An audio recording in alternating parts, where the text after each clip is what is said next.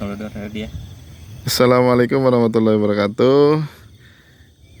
Kami dari Koperasi Lumbung Bumi Jakarta berkunjung ke kebun duriannya Pak Yahya di Lebak Banten, Kabupaten Lebak Banten.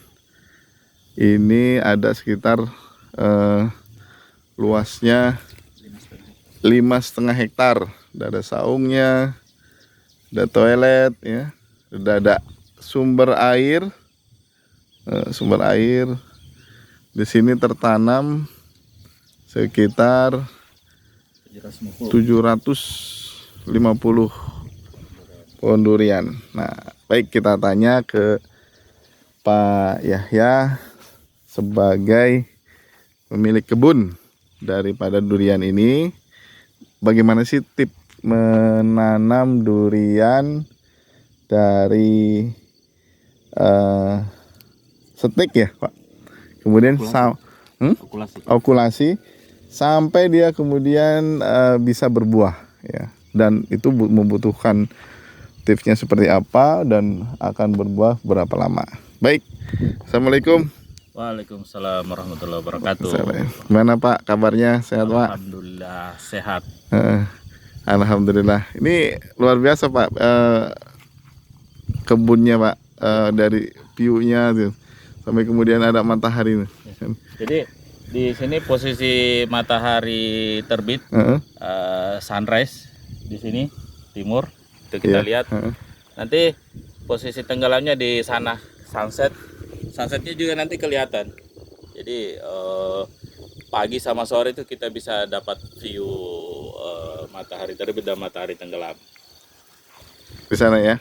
Nah, terus kita di sini nanam duren ada 4 varian ya. 4 varian. Ada musangking, ada blackthorn atau duri hitam atau oce, itu 3. Yang ketiga ada bawor sama montong sedikit. Tapi yang dominan yang 3 itu. Kalau montong hanya pelengkap aja. Nah, populasinya di sini durian kelas berat semua nih Pak. Ya. Populasinya ada 750 pohon. Nah, kalau blackthorn sama musangking itu kan harga pasarannya itu 400 sampai 500 ribu sekilo. Harga pasaran untuk. Kalau bawor pasarannya 150 ribu sekilo. Ini durian blackthorn. Durian hitam. Duri hitam atau oce. Jadi namanya ada 3. Nah, ini usia tanam di sini 1 tahun 8 bulan. Ya, sekitar 1 tahun 8 bulan usia tanamnya. Bibit yang kita pakai itu adalah bibit kaki 3 Pak. Jadi ini bisa di ini sangat unik nih teman-teman nih. Kaki 3, jadi bawahnya itu ada 3 bibit duren dijadiin 1. Nanti nyatu di sini.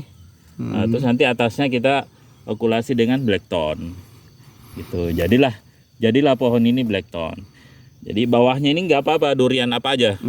Mau durian lokal, mau durian apa, ini nggak menentukan. Yang penting dia bisa tumbuh. Ininya yang menentukan nanti yang berbuah atasnya Pak. Kita kasih plastik. Nah, perawatannya pun itu setelah 1 tahun lebih itu kita lakukan harus rutin lakukan pruning ya. Pruning. Jadi gunanya pruning adalah supaya batang-batang ranting primer dan ranting sekundernya ini kokoh ya, kokoh. Jadi tunas-tunas air yang kayak gini kan, itu tunas-tunas air ini nanti kita kurangin, jadi nutrisinya itu bisa lari ke batang utama dan ranting primer, ranting sekunder. Karena nanti yang keluar buah nanti di sini Pak. Iya. Di sini sama di sini nanti keluar buah. Oh, di batang itu ya? Ya, jadi dia nanti bunganya nanti keluar di sini. Jadi ini harus kita bikin kokoh dari awal supaya dia mampu menopang beratnya buah durian nanti. Nah, makanya supaya ini kokoh, ini bisa jadi membesar, cabang-cabang kecilnya itu kita kurangin. Jadi kan ini bekas cabang nih, kita potong. Jadi nutrisinya lari ke sini, gitu Pak. Nah, target kita 4 tahun mulai belajar berbuah. Ya, 4 tahun sudah mulai keluar buah ya Pak? Insya Allah sudah mulai belajar berbuah. Ada yang lebih cepat 3 tahun, tapi rata-rata 4 tahun, 5 tahun Insya Allah sudah bisa kita program pembuahan juga. Nah, gini. Nah, nanti tinggal gimana nanti kita pakai apa namanya ramuan-ramuan ini. Insya Allah nanti di sini kita pakai pupuk organik ya. Pupuk organik. Insya Allah dari produk CST. dari Koperasi Lumbung JST. CST. Salah. Nah seperti itu Pak, ini simpel aja sih ya apa namanya durian seperti ini ya sambil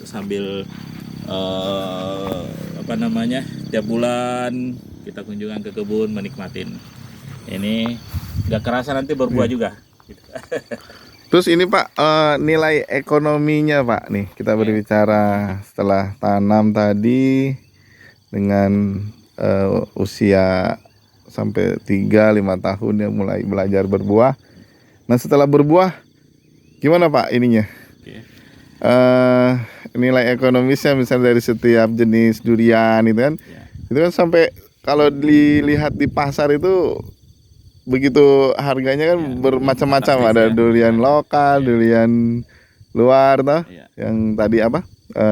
Ada Musangking, Blackthorn gitu. Jadi kenapa kita pilih durian premium? Ya salah satu tadi faktornya adalah dari segi harga. Kita kan istilahnya bukan sekedar ini ya, kita ada hitung-hitungan nilai ekonomis setiap kebun. Jadi misalkan nih 1 hektar itu bisa kita tanam 120 pohon Pak. Nah, anggaplah kita tanam ini Blackthorn ya, Blackthorn atau duri hitam. Duri hitam itu buahnya rata-rata kita hitung 2 kilo lah ya, satu buah itu 2 kilo. Nah kalau satu pohon itu bisa berbuah 50 sampai 100 lah gitu, 100 itu kita hitung misalkan 30 buah lah ya, satu pohonnya kita bikin 30 buah, terus satu buahnya 2 kilo, berarti per pohon 30 kali 2 kilo berarti ada 60 kilo. 60 kilo per pohon 30 tadi ya? Ya 30 itu sangat worth it karena ada yang sampai 100, bahkan gede-gede nanti bisa 200-an 300-an buah. Satu kita hitung 30 ya yang apa namanya supaya nggak terlalu ini hitungannya kan. 60%-nya lah ya. Ada ya. 30 pohon 30 buah kali 2 kilo berarti 60 kilo. Nah, kalau harga pasaran di luar 400 sampai 500 ribu di toko, kita hitung harga kebun 200 ribu lah ya sekilo. Berarti kalau 60 kilo kali 200 ribu 12 juta ya satu pohon. Ya. Nah 12 juta satu pohon. Nah kalau kita punya 120 pohon sehektarnya, berarti kalau 12 juta kali 100 pohon lah 1,2 ya, 1,2 M. Ya itu potensi ini. Potensi nilai hasil atau kebun. Usah hitung 100 ini. Hitung 60 pohon lah. Yang 50%-nya lah yang berbuah ya. Dari populasi 120 pohon. Berarti 60 pohon kali 12 juta berarti 720 juta kurang lebih ya, kira-kira segitu. 700 juta lebih lah sekali panen. Nah terus saya lihat sekarang kalau kita hitung setahun sekali ya, tapi sekarang teman-teman ada yang setahun bisa 2 kali panen gitu. Jadi tergantung gimana rekayasa pupuknya gitu, gimana perawatan tanahnya, itu sangat menentukan nanti ininya. Kalau kita ngikut durian kampung ya durian lokal ya paling setahun sekali tunggu musim. Tapi kalau teman-teman yang memang skala kebun dan memang dia rekayasa pupuknya, dia buahnya berkelanjutan Pak. Jadi ada yang lagi panen, ada keluar muncul bunga baru lagi di pohon yang sama gitu. Artinya itu nggak harus nunggu musim gitu. Itu udah teman-teman udah banyak yang itu. Insya Allah nanti kita praktekkan juga di sini. Buah berkelanjutan namanya gitu. Itu ya nilai ekonomisnya teman-teman. Insya Allah kita belajar langsung dengan ahlinya nih. Ya, insya Allah. Baik, itu yang kita dapatkan ilmu kita pada pagi hari ini. Silakan bagi teman-teman yang ingin memiliki kebun. Ya. Nih Pak Hea banyak ini kebunnya nih. Ya. Sudah punya stok berapa hektar Pak untuk kebun durian Pak sampai sekarang kan Pak? Kebun durian sekarang kita Di sini aja kan ada nih teman-teman, di sini nih sekitar 5 hektar nih, 5,5 hektar nih. Satu Tuh. blok ini 5,5 hektar. Jadi satu blok ini ada saungnya, ada semua sumber air, ya, toilet sampai dibuatkan oleh Pak Yahya ya untuk kebutuhan kenyamanan ya di berkebun ya.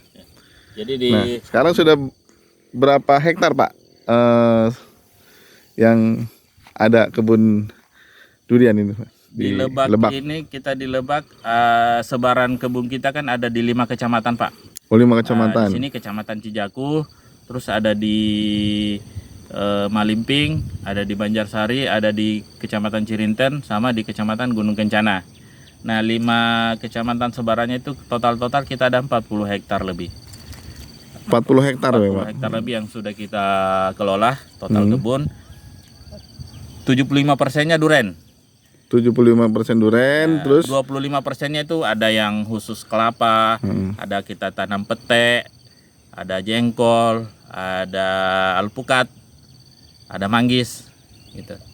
Ada sawah juga, sawah dan kolam ikan. Gitu. luar biasa ya. 40 hektar teman-teman sudah ada kebun durian yang dikelola oleh Pak Yahya di Kabupaten Lebak, Banten. Ya. Nah 40 hektar itu apa namanya sudah milik teman-teman investor dari Jakarta ya. Jadi itu kita ada grup pengelolaan. Nah, itu di komando oleh saya sendiri langsung. Betul.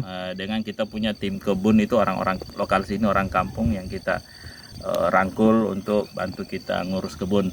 Tapi supervisinya itu langsung saya. Jadi 40 hektar itu gabungan dari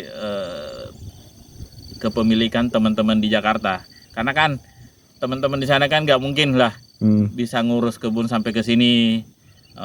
Mereka punya profesi profesional ya, ada yang dokter, ada yang pengacara gitu kan. Nah tapi kepemilikan kebunnya ini atas nama mereka, legalitasnya nanti atas mereka. Terus apa namanya, kadang mereka 2 bulan sekali atau 3 bulan sekali main ke sini dengan keluarga, Sekali liburan ya, liburan gitu, nginap. Jadi mereka hanya menikmati kebunnya, nggak perlu repot ngurus gimana tanaman itu, karena itu ada di tim pengelola, di tim kita lah sebagai tim pengelola. Nanti kita tinggal nge-report ke mereka perkembangannya setiap bulan atau setiap 2 minggu. Kita report ke mereka seperti ini perkembangan kebun, gitu Pak. Iya. Jadi jika ada yang ingin membeli tapi kemudian tidak bisa dalam hal pengelolaan, mulai dari tanam, mengurus ya, nah itu sudah Kita siapkan. disiapkan ya oleh Pak Yahya dengan timnya ya, insya Allah ya. Nah, dengan timnya, kira-kira ada potensi berapa hektar lagi Pak dari yang sudah 40 hektar ini di wilayah Lebak, Banten ini Pak? 100 hektar kita masih kuat Pak untuk pengembangan 100 hektar. Apa ada targetnya Pak dalam beberapa tahun ini Pak? Tahun ini kita target nambah 60 hektar lagi. 60 hektar berarti total pengelolaan Bisa 100. target jadi 100 hektar Pak. Tahun ini ya, sampai closing sampai akhir tahun kita target 100 hektar ya ini. Jadi ayo teman-teman yang di Jakarta yang pengen punya kebun tapi nggak punya waktu ngurus, bisa investasi ke sini. Kita siap untuk pengelolaannya jangka panjang sampai berbuah, termasuk nanti pengelolaan buahnya, manajemen hasil kebunnya nanti semua kita siapkan. Luar biasa ya.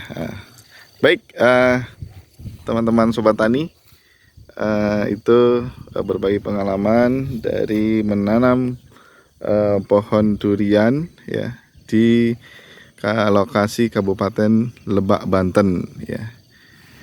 Baik, terima kasih atas waktunya. Salam tani, salam sehat, salam sejahtera. Assalamualaikum warahmatullahi wabarakatuh.